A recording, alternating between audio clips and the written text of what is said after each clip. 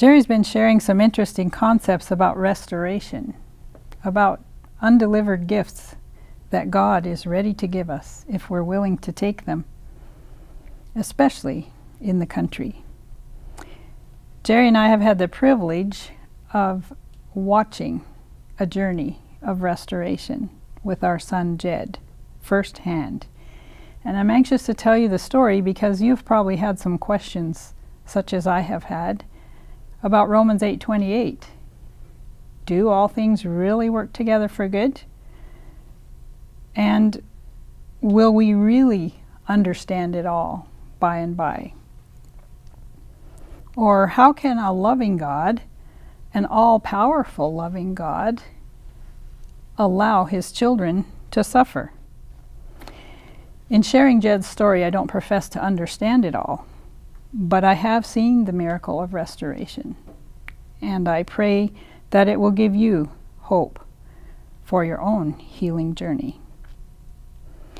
January 30th, 1987, found our 8-year-old son filling a generator of our newly rented cabin in the mountains above San Bernardino in California. The power shed housed a generator.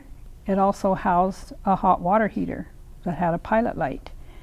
And while Jed was filling the generator, the fumes crept across the floor and were ignited. In the explosion that followed, Jed was thrown against the wall. He was enveloped in 1200-degree Fahrenheit flames. He was disoriented, but managed to find the door. I heard the explosion and went outside. I would not have recognized him. His skin was dripping like melted candle wax from his face and hands. His snow pants were melted to his legs. His shoes were still on fire, although he had stopped, dropped, and rolled. I tried to tear his jacket off because it was still smoldering and I feared it would burn his chest, but I just managed to burn my hands and get the plastic stuck on them. He said quietly to me, "Mom, put me in the fish pond."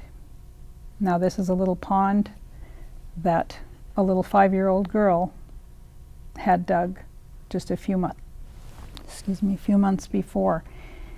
And Jed and I had cleaned it out the day before. And as I set him in that, I said to him, "Jed, this will cool your burns. Stay here until I get some pillows." He said, "Mom, don't go back in the house. Why do you need pillows?"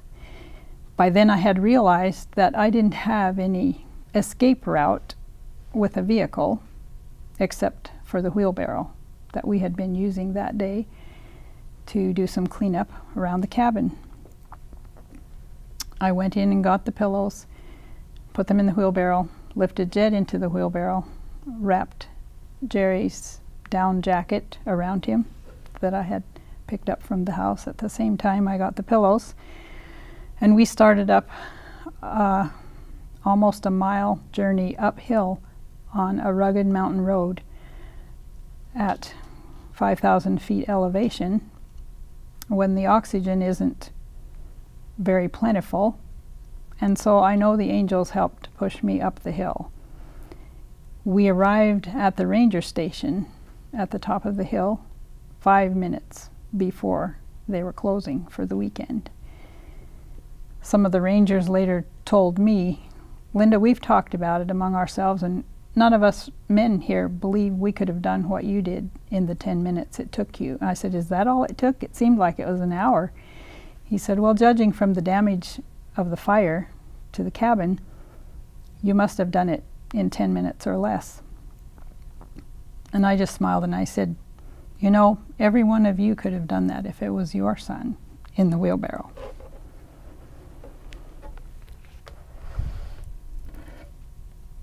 The Yucaipa paramedics arrived and established Jed's airway, in spite of the fact that their ambulance run had been canceled just a few months before.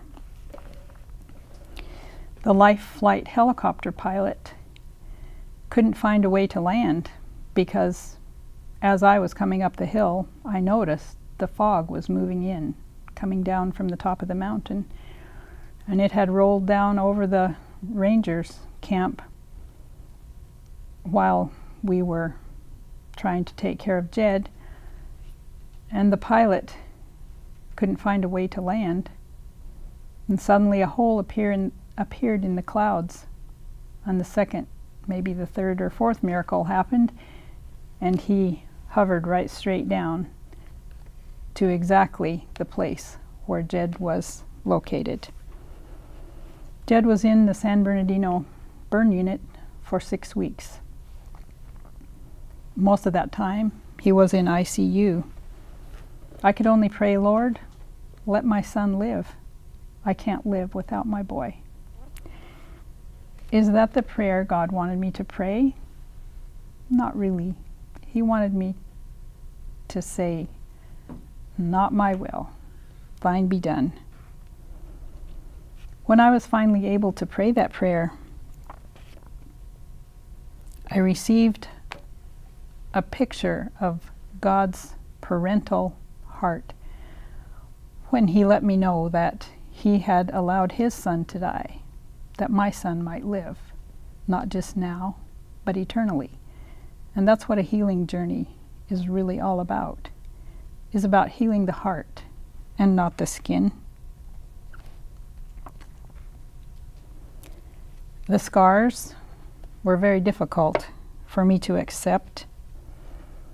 After 13 grafting surgeries, restoration surgeries in California and Canadian hospitals, I was able to thank God for protecting Jed from having more scarring and more damage than he did have, because by then we had seen many burn survivors, and many of them were missing fingers, whole limbs, eyes, ears. And I knew that God had intervened in spite of the fact that Jed was scarred.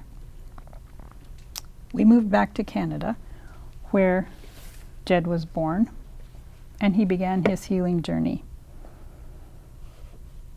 As a teenager, there was one thing that bothered him, although he was well adjusted. He would sometimes find me in the corner trying to hide my tears. And he would say, "Mom, don't cry. Everything works." And he would hold up his scarred hands and show me that he could see, because we didn't know for several days if he would be able to see. But there was one question he used to ask me as a teenager, "Mom, who will love me now? I am all scarred up." And I assured him that I'd been praying for him for many years. Even as a 2-year-old, I recognized the need that if God was going to choose for him to be married, he needed to have a special wife because he was a special child. So, Jed asked me, should I go looking for her? And I said to him, "No, Jed, I think she'll be coming here." He said, "Mom, we live in northern British Columbia. Who is going to be dropping by?" I said, "Well, I don't know, but I just have this security that you're going to find each other."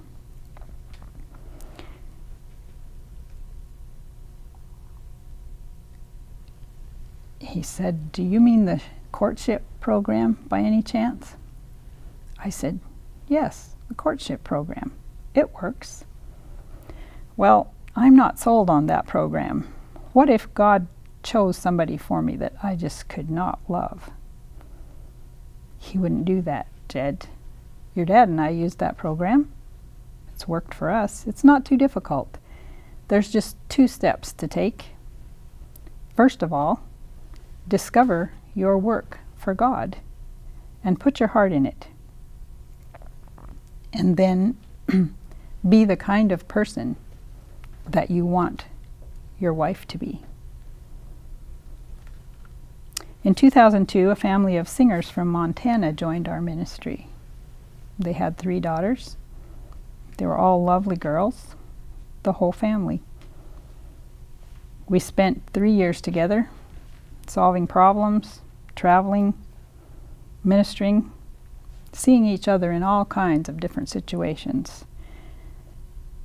And Jed finally decided to test the Genesis 24 method.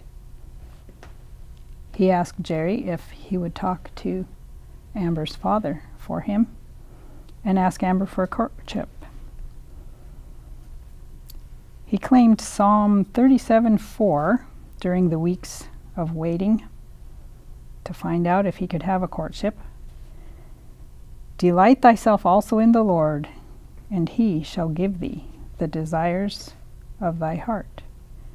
Jed chose to interpret this verse as meaning that God would change the desires of his own heart in the case that they might be wrong.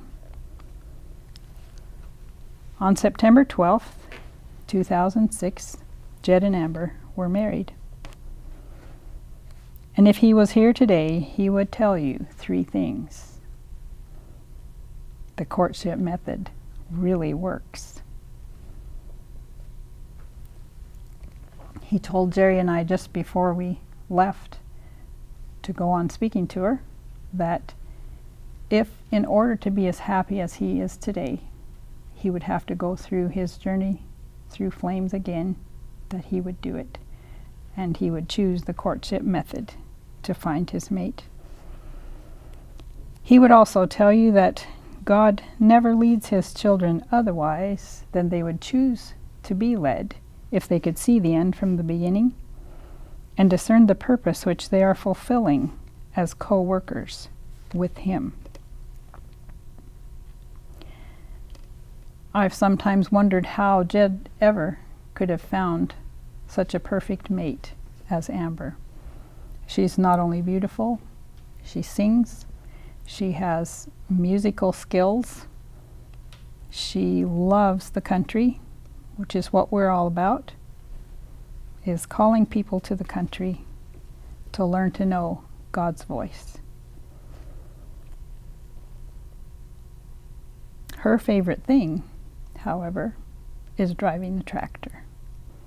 Now you tell me where an organic farmer could find a better wife than one who loves to drive tractor. God knew what Jed needed. And today he continues his chosen work for God as an organic farmer. But through Jed's story, I've learned that God is more interested in restoring man's heart than in restoring his skin. Scars are the fingerprints of angels that didn't let go. I'd like to read a couple of stanzas from a poem in the book I wrote about Jed's healing journey from the volume I call Rainbow in the Flames. This is Jed's story, and chapter 20 is the love story between Jed and Amber. Can we think that it pleases his loving heart to cause us a moment's pain? Ah, no, but he saw through the present dross the bliss of eternal gain. So he waited there with a watchful eye, with a love that is strong and sure.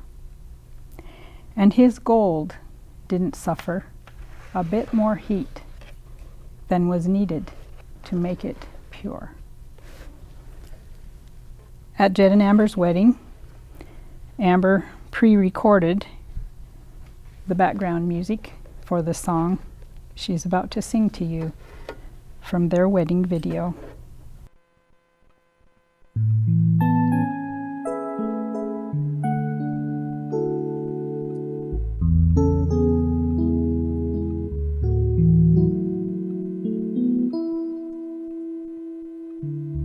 Here we are, we've come so far to reach this dream we share.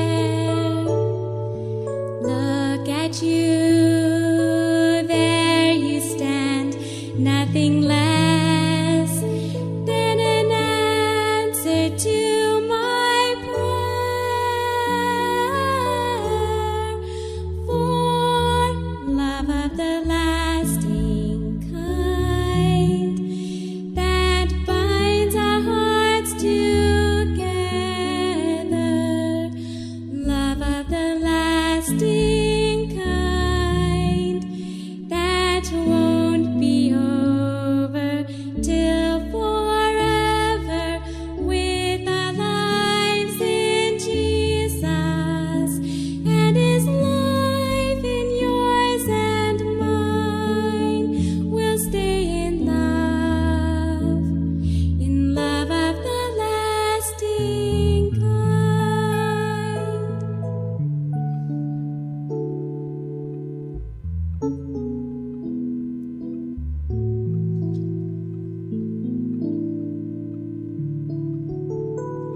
Look at us, full of hope in what we know is real. It's His love in our lives that we trust more than everything we feel. It's love of the lasting kind that binds our hearts together, love of the lasting kind that won't be over till forever, with our lives in Jesus, and His life in yours and mine. We'll stay in love of the lasting kind that binds our hearts together, love of the lasting kind that won't be over till forever, with our lives in Jesus, and His life in yours and mine. We'll stay in love. We'll stay in love, in perfect love, in love of the lasting kind.